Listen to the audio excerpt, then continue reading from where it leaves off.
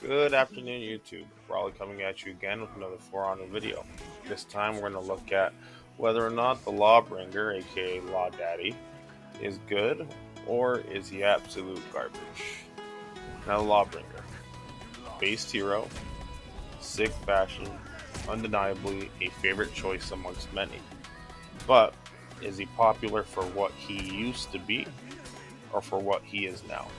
This can mean many things, ranging from his current fashion, his 4v4 utility, or how good he was mano a mano.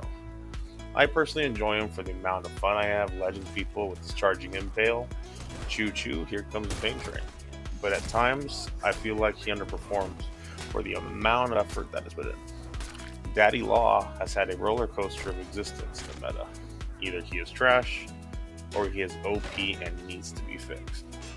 Back in the old days, Law Daddy had no real tools besides a shove after a light attack, if I remember correctly. And this was fine when we were all horrible at the game. I mean shit, back then if you parried, you were a god. But I digress.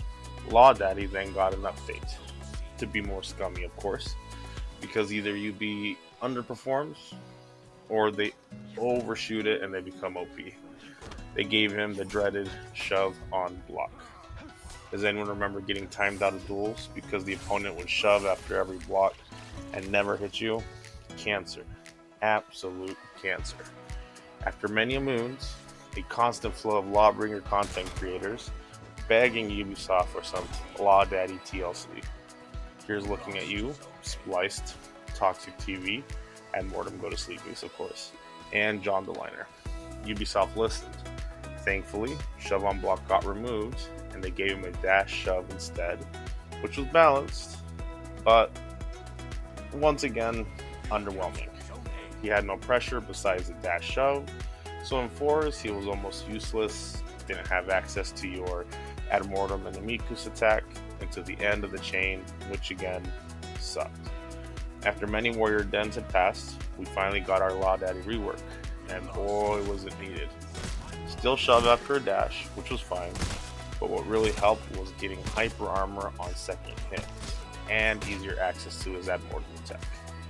But is this enough? No, it is not, at least not for duels, that is. In fours he is great. You do a shove, switch targets, do a hyper armor heavy, decent range, can't get interrupted out of it, so it works on fours. That's an option, but his 1v1 potential is still meh. With Law Daddy, it's always been a staring match, and still is. Waiting for one person to make a move, either you're waiting for that parry, begging him to throw out a light, because most of your offense comes from parries. So there you are, a menacing figure like Law Daddy, just staring at your opponent.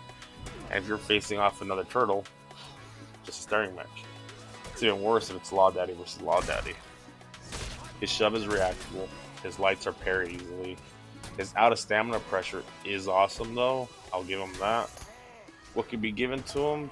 What can be given to him to improve his 1v1 without making him broken, that is? Maybe speed up his lights, give him back his impale after any parry. I mean, please, Ubisoft, give him back his impale after any parry. That was some of his bread and butter to get into his offense. I don't see a real reason why he removed his impale. I don't think it was broken, honestly. The pain train needs his impale back. Well, what do you guys think? Does he need to be better for duels? Or should we just stick with the 4v4 updates? Because obviously 4v4 is the most popular mode. Or are we looking at a diminishing returns when it comes to updating heroes, and there really isn't much more we could do with For Honor 1, which leads me back to my other video of should there be a For Honor 2. Well, let me know in the comments below, and if you liked the video, go ahead and give me a like and subscribe. It helps me a lot. And as always, have a great day, happy Mother's Day, and get yourself that cup of coffee. Bye for now.